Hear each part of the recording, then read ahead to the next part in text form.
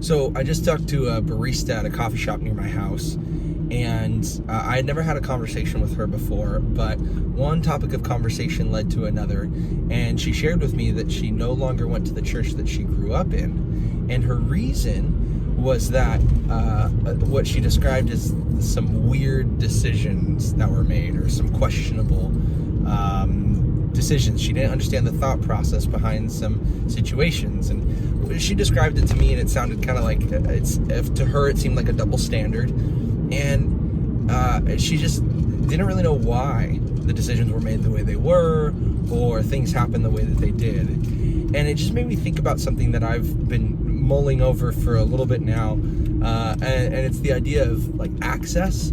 I think people really want access to their pastors, right? They want to be able to encounter them as real human beings.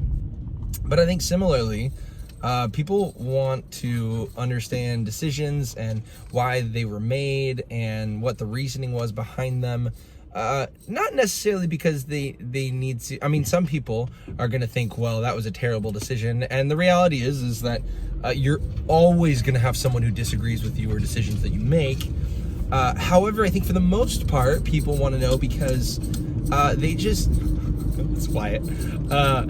They want to be able to process and figure things out for themselves. And I think that's fair. I mean, God made us functionally rational, for the most part, people.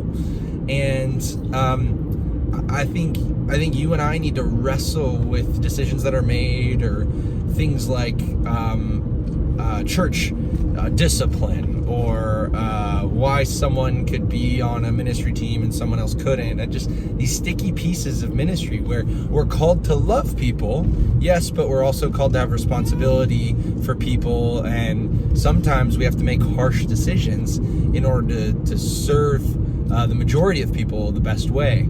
And so I think that's something that I want to continue to lean into, is to continue to promote access into my decision making. And again, I'm going to make my decisions and they're going to be what they are. But if you have a difference of opinion and you feel compelled to leave a church, well, that's fine. I totally understand and I respect that.